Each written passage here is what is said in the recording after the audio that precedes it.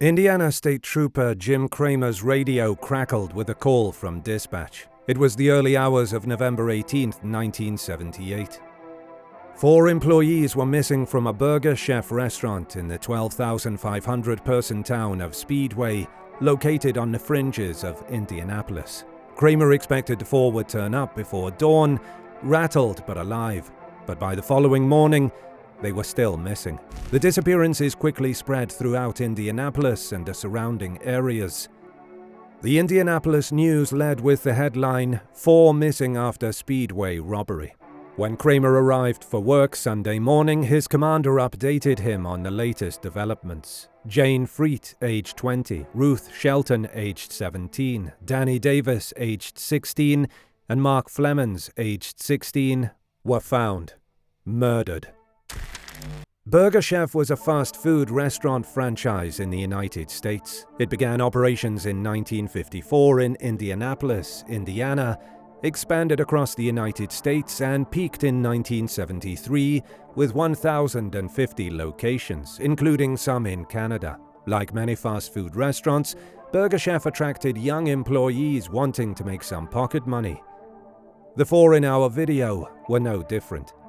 It was a typical Friday night at a Burger Chef restaurant in Speedway on November 17, 1978. Burger Chef was once a major chain that competed with McDonald's but went out of business in the early 1980s and is now essentially forgotten. In fact, the events of this night are likely one of the primary reasons why Burger Chef is still remembered today.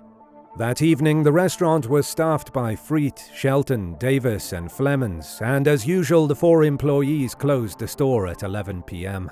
At midnight, an unnamed co-worker who had intended to meet up with the 4 that evening stopped by, but he immediately noticed something was amiss. The store's back entrance, which was supposed to be locked, was wide open. When he entered the restaurant, he discovered the safe was open and empty. The cash registers had also been emptied. The 4 employees scheduled to work that evening were nowhere to be found, and Pruitt's white Chevrolet Vega was missing from the parking lot. The investigation into the robbery and the missing workers began early on Saturday morning, November 18th. Police saw that the cash register had been depleted and that the safe and rear doors were open. $581 in total seemed to be missing. It was not a small sum in 1978, but it was enough for the police to make a fuss. It still meant the offense fell within the realms of trivial larceny. In fact, the police initially suspected that no actual robbery had occurred. Their theory was that the 4 employees, bored on a Friday night and exhausted from working menial jobs, may have stolen the cash, fled the store, and went out to party. Near the safe, authorities discovered 2 empty money bags, an empty coil of tape, and the coins from the previous night. Only the bills were taken, which the police interpreted as falling in line with their joyride theory. There were, however, other items left behind. The 2 female employees' handbags and jackets were left in the store. Even though temperatures in mid-November in Indiana are not in the sub-zeros, it is still cold enough to require a jacket. As there was no sign of a struggle, police disregarded the peculiarity of these neglected items. They left the scene expecting the 4 to arrive later that day. As November 18th progressed, however, the employees' families grew concerned because none of the 4 had returned home. The families continued to express concern to Speedway authorities throughout the day, nearly 24 hours after none of the missing employees had been found.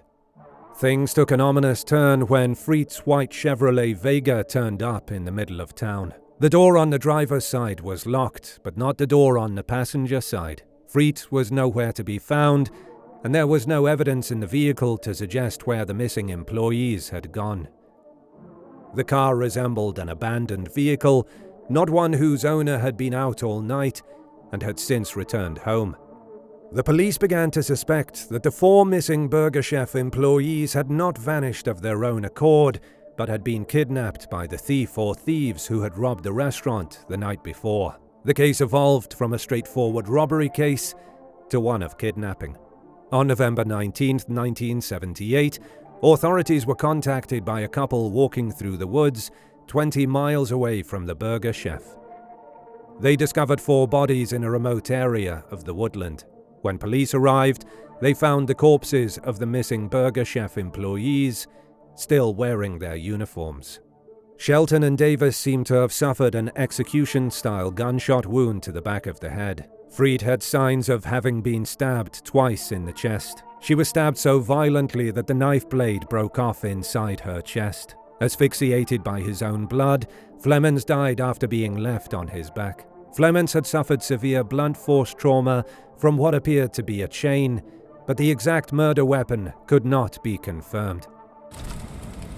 It was determined that the 4 died on Friday night or early Saturday morning. The search of the crime scene yielded no results. The gun, knife handle, chain, and any other blunt objects matching Flemons' wounds could not be found after an exhaustive search.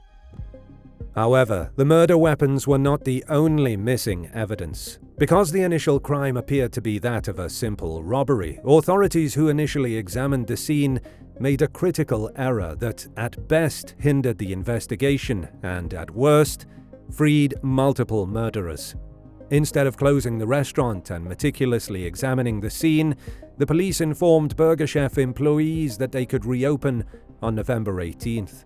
The police did not collect evidence from the crime scene before allowing it to be contaminated by other employees and countless customers the next day. No fingerprints were collected, nor were any hairs or fibers. They at least had the crime scene photographs. Or did they? These too were an unforgivable blunder on the part of the police department. Investigators assisting with the case noted anomalies in the photographs, such as the time of day and the location of particular objects. After this was brought up, Speedway police confessed that they had set up the photographs as they had not taken any during the initial investigation of the crime scene.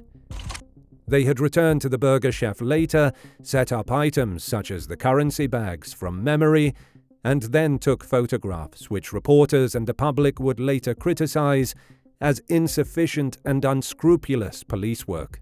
The investigators had no physical evidence in the case, which caused numerous complications as the investigation progressed. After the homicides, the community attempted to help in the search for the perpetrator and comfort those who knew the victims. Burger Chef posted a $25,000 reward for information leading to an arrest, but this has never been claimed. The 1979 yearbook for Speedway High School included a memorial for Mark Flemons that read, "Mark, we'll always remember you. We'll always remember." The investigators had hit a dead end until a witness who had been near Burger Chef that night tipped off the authorities. The witness reported seeing a vehicle with 2 males just before the restaurant closed. One man had a beard, while the other was clean-shaven and had blonde hair. Based on the descriptions, the authorities drew sketches and had those sketches made into clay models of the men's faces. However, despite distributing sketches and photographs of the clay models, they still had no leads.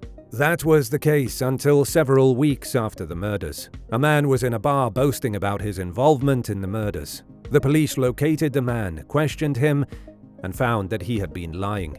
However, he did provide police with the identities of people he believed were involved in the murders. On investigating these men, they discovered that one resembled the individual with the beard. Called in for a lineup, he decided to shave his beard on the morning he was due at the station for the lineup. The witness could not positively identify him without his beard, so police were compelled to release him. In an article from the spring of 1979, the Indianapolis News uncovered a second piece of evidence. It was said that the Speedway police had conducted an undercover investigation into a suspected drug operation working out of Burger Chef. Supposedly, the organization disbanded a few months before the homicides. The investigation into links between the narcotics ring and the kidnapping murders also produced no results. Years then passed with no information or leads.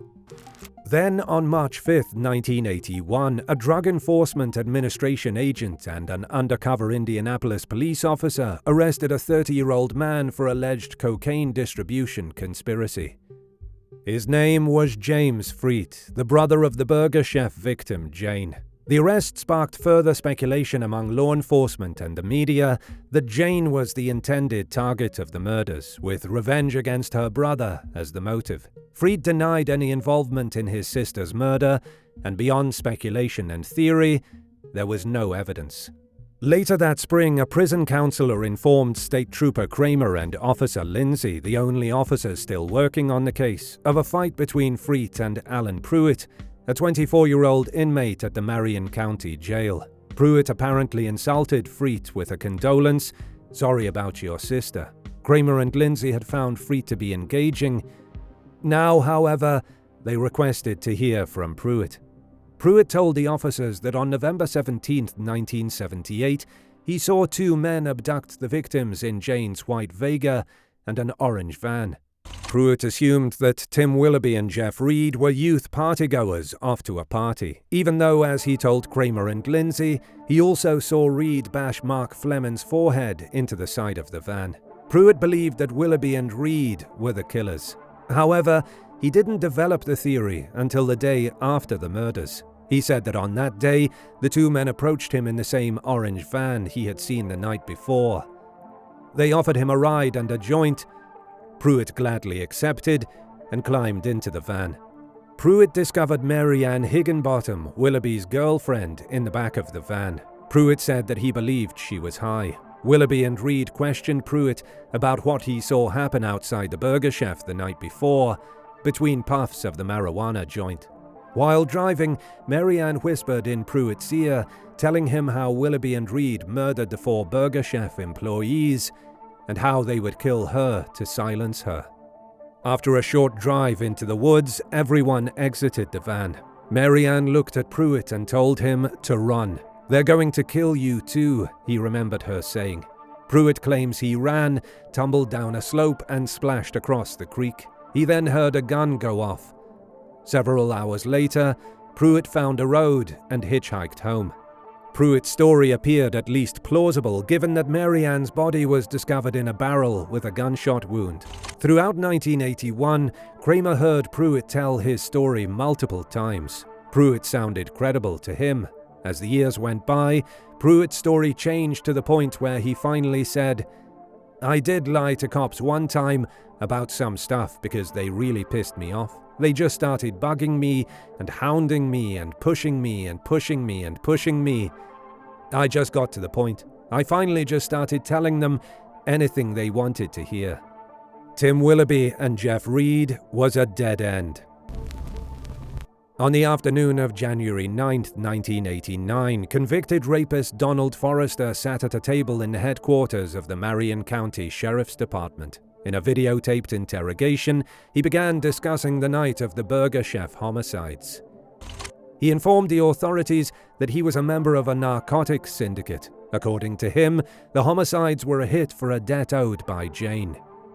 Mark tried to play the hero when he and his accomplices stormed the restaurant's rear entrance that night. He was nearly killed by Forrester and his accomplices, while the other victims were tied with wire and forced into an awaiting van. "They were all begging," Forrester would say. Captain Mel Wilsey of the Marion County Sheriff's Department found it remarkable that Forrester could lead detectives to the remote and rural murder scene. After a length of time, it just seemed like for sure it was the right guy, Wilsey would say. Forrester would confess to the murders and recanted his confessions many times over the years. Kramer learned of Forrester's initial confession in 1986 and drove to the Marion County Jail to meet with him. "He was like any other inmate that's trying to con you," Kramer said after interviewing him. "He was just throwing out generalities." What most likely happened in the Burger Chef murders? Our take on the case is that the 4 Burger Chef employees were killed because of some likely scenarios in relation to narcotics. Jane Pruitt's brother James was a convicted drug dealer, and she may have been killed as a reprisal for a drug debt. Donald Forrester claimed that he went to collect a debt that Pruitt's brother owed. There was a suspected drug operation working out of Burger Chef, which was investigated before Forrester mentioned it years later. The Sons of Silence, a motorcycle gang, established a foothold on the west side of Indianapolis, igniting a violent, decades-long conflict with their east side adversaries, the Outlaws. Both organizations were charged with gun and narcotics trafficking. Could members of this gang have been involved? A group of hippies hung out in the Snake Pit at the first turn of the Indy 500, a muddy spot where people did drugs, got into fights, got inebriated, and had sex. On the night of the homicides, at approximately midnight, the Speedway police stopped a young hippie man a few meters from the Burger Chef. The following day, he was seen searching in the grass for the .38 caliber pistol he had flung out the window the night before. Although there is no conclusive evidence, all suspects and jailbird storytellers all have a common thread. The murders had to do with narcotics or a narcotics gang. 45 years later, the Burger Chef murder case is still unsolved and is still in the minds of those connected to the case, especially ex-State Trooper Kramer. It's not like I don't think about the Burger Chef every single day of my life, but it doesn't really haunt me.